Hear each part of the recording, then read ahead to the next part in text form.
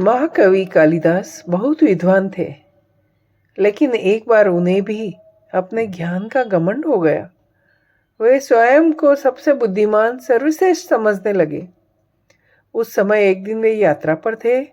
रास्ते में उन्हें बहुत प्यास लगने लगी। कुछ समय बाद वे किसी गांव में पहुंचे।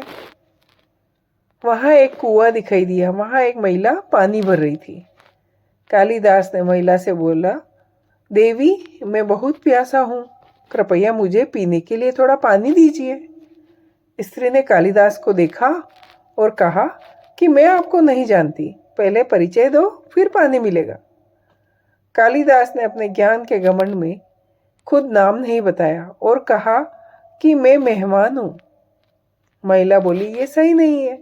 संसार में दो ही मेहमान हैं, एक धन, दूसरा यौवन। गांव की महिला से ज्ञान की ये बात सुनकर कालिदास हैरान थे। उन्होंने कहा कि मैं सहनशील हूँ। महिला बोली, ये भी सही जवाब नहीं है। इस संसार में सिर्फ दो ही सहनशील है, एक ये धरती जो हमारा बोझ उठाती है, दूसरे सहनशील पेड़ है जो पत्थर मारने पर भी फल ही देते हैं। अब कालिदास को लगने लगा ये महिला बहुत विद्वान है। उन्होंने फिर कहा, मैं हठी हूँ। महिला बोली, आप फिर गलत जवाब दे रहे हैं। संसार में हड्डी भी दो ही है, एक नाखून और दूसरे बाल। बार बार काटने पर फिर से बढ़ जाते हैं।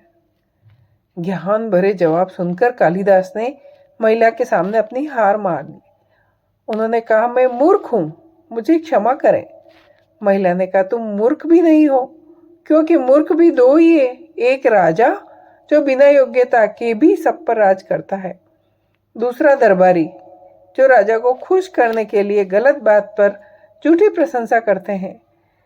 इस जवाब के बाद कालिदास महिला के पैरों में गिर पड़े, पानी मांगने लगे।